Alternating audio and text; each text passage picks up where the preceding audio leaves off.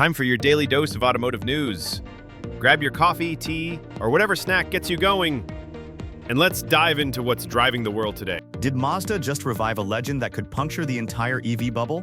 That's the buzz spreading online after bold claims surfaced about the company's rotary engine making a comeback. Headlines scream that this single move could destroy the EV industry. But is that true? Or just clickbait wrapped in nostalgia? Let's peel this apart, because the reality is both more fascinating and more complicated than the hype. A legend returns. For years, electric vehicles have been presented as an unstoppable revolution. Governments subsidize them, automakers flood their lineups with EVs, and investors treat batteries as the crown jewel of the future. Into this tide comes Mazda, the small but scrappy Japanese brand known for doing things differently. Rumors have been swirling that Mazda's rotary engine isn't just back, it's back with the power to topple the EV wave. Now, if that sounds outrageous, you're not wrong to be skeptical. No automaker has officially declared war on EVs. In fact, Mazda has never once said its rotary will destroy electrics. That language is the invention of creators and headlines designed to spark debate. Still, what makes this story worth your attention is that there is a real rotary revival happening, and it sits right at the pressure points EVs still haven't solved. So the real question isn't whether Mazda will obliterate Tesla and BYD overnight. The question is whether Mazda has found a backdoor, an alternative path that might win back drivers hesitant about batteries. But to understand why the rotary stirs such strong emotions, we need to rewind the story. Why it became a cult icon. Ask a gearhead what sound haunts their dreams, and many will answer with 3 letters: RX-7. Mazda's RX-7, launched in the late 1970s and refined through the 80s and 90s, was powered by the Wankel rotary engine, a bizarre triangle-shaped rotor spinning in place of pistons. Unlike the up-and-down violence of a piston engine, the rotary spun like a turbine, smooth and high-revving. It was compact, it was light, and it made noises no piston could ever mimic. For enthusiasts, it was love at first rev. The RX-7's light body paired with that high-pitched wail made it a racing and street icon. Even its successor, the RX-8, carried the legend into the 2000s. In Japan's tuning culture, the rotary wasn't just an engine. It was rebellion. It was proof that different thinking could create something unforgettable. But the love affair came with baggage. Rotaries guzzled fuel, drank oil, and had a nasty habit of failing young. Emissions laws caught up with them. And by 2012, the RX-8 was gone. Critics wrote obituaries, while fans refused to let go. Even today, RX-7s fetch cult prices and dominate car meets. That cultural flame never went out, which explains why, when whispers of a rotary revival hit the air, car communities lit up like it was the second coming. But nostalgia only gets you so far. What Mazda actually built in the 2020s tells a more complex story. What Mazda actually shipped: MX-30R EV. In early 2023, Mazda quietly launched the MX-30R EV in Europe and Japan. It wasn't a sports car. It wasn't an RX revival. It was a quirky crossover, half EV, half hybrid. The magic ingredient? A tiny 830cc single-rotor engine hidden under the hood. But here's the twist. The rotor never touched the wheels. Instead, it worked as a range extender, a miniature generator that kicked in to recharge the battery when it ran low. The car still drove like an EV. The rotary just erased range anxiety. On paper, it was clever. Lightweight, compact, and whisper smooth, the rotary avoided the bulk of piston range extenders. In practice, mixed reviews. The MX-30 itself had already flopped as a pure EV in the US, with weak range and higher competition. Mazda pulled it from American showrooms. The REV version never even made it stateside. So no, Mazda wasn't storming Tesla's fortress. They were tinkering with a hybrid band-aid. And yet this quiet experiment proved something important. Mazda wasn't done with the rotary. Far from it. Because behind the crossover was something more ambitious. A concept that fired imaginations worldwide. The concept to crave. Iconic SP, Mazda's 2023 showstopper at the Japan Mobility Show. Low, wide, and glowing in candy red paint, it looked every inch a spiritual successor to the RX-7. Underneath, a 2-rotor setup, acting not as a traditional engine, but as a scalable generator for electric motors.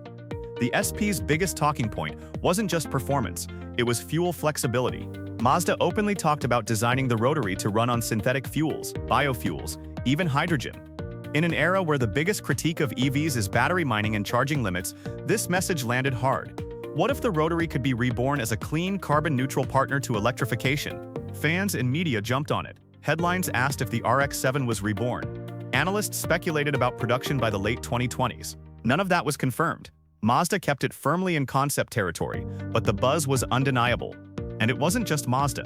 Toyota, Subaru, and Mazda together unveiled a push for next-gen engines optimized for e-fuels and hybrids. Suddenly, the Rotary was no longer just nostalgia. It was being pitched as part of a broader hedge against putting all bets on batteries.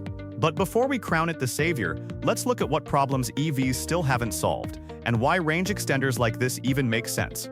The EV reality check. The EV pitch is simple. Zero emissions at the tailpipe, instant torque, a cleaner future. But reality is messier. Charging remains the Achilles heel. In big cities, fast chargers are still scarce.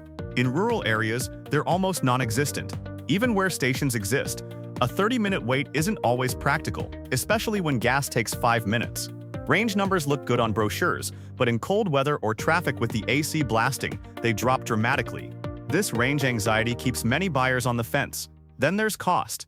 Batteries can account for 40% of an EV's price. They're heavy, they degrade, and they're expensive to replace. Resale values worry buyers, especially once a car's battery warranty nears its end. None of this means EVs are doomed. Every year, technology improves, costs fall, and infrastructure expands. But the gaps are still big enough for challengers to exploit, and this is where Mazda's Rotary Gambit makes sense. By letting a small, efficient generator top up the battery, they remove the fear of getting stranded. Drivers still enjoy an EV-like ride, smooth, torquey, quiet, but without the stress of infrastructure. Of course, the trade-off is fuel. It isn't zero emissions, no matter how clean the burn. But to drivers who just want freedom without anxiety, that may be a fair compromise. Which brings us to the chessboard. Because Mazda's move doesn't exist in a vacuum. Industry chessboard. Who's threatened? Who's relieved? Start with Tesla. Their dominance isn't just cars, it's the ecosystem. Batteries, chargers, software. If Mazda convinces fence-sitters that you don't need Tesla's superchargers to go electric-ish, that monopoly weakens. Then there's BYD, the Chinese giant churning out affordable EVs at staggering volumes. Their edge is price and range. But if Mazda can make rotary hybrids cheaper while still practical, BYD's budget fortress looks shakier. Toyota and Honda, they're quietly smiling. Both have dragged their feet on full EVs, leaning instead on hybrids and alternative fuels. Mazda's rotary push validates their strategy. When Toyota talks about hydrogen or e-fuels, critics scoff. When Mazda rolls out a working rotary hybrid and a flashy SP concept, suddenly the conversation shifts. European luxury makers BMW, Mercedes, Audi are watching closely. They've already poured billions into EVs, but their customers still love engines. If Mazda proves hybrids with exotic engines can sell, the Germans might pivot back harder to alternative fuels. So is Mazda alone? Not really. It's more like they've thrown a spotlight on a quiet rebellion inside the auto world, the belief that batteries aren't the only future. But let's not get swept away. This brings us to the part where hype collides with receipts. Myth versus receipt. Here's the cold truth. Mazda has never said the Rotary will destroy EVs. That headline is pure YouTube sensationalism. What Mazda has said is measured. They see the Rotary as a compact, efficient range extender, and they're exploring carbon-neutral fuels. That's innovation, not war. The MX-30R EV exists today, but only in select markets. The iconic SP is a concept, not a production car. The partnerships with Toyota and Subaru show interest, but they're bets on a long-term, uncertain future. So does that mean the hype is worthless? Not at all. It means the Rotary story is really about possibility. It's about reminding the world that technology isn't locked to one destiny. EVs may dominate headlines, but engines, strange, triangle-spinning engines included, still have cards to play. Which raises the real question, what comes next? Two roads ahead.